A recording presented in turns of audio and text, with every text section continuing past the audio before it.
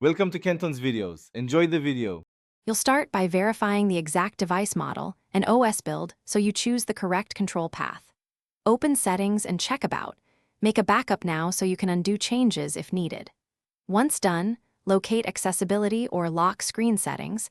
That's where most systems let you control button behavior. You're beginning the process now to avoid guessing. These checks prevent bricking or losing preferences when you change lock screen volume controls. Now you follow the specific path. Go to Settings, then Lock Screen or Accessibility depending on your OS, and look for Control Center or buttons on lock screen.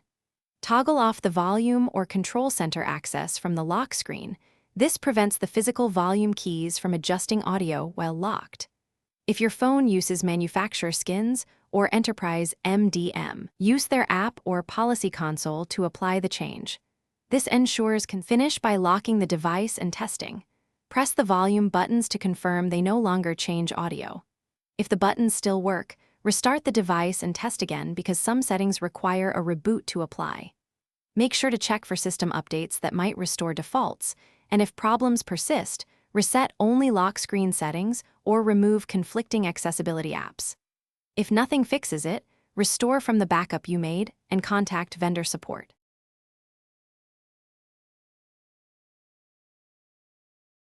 Thanks for watching. Consider subscribing if we helped you.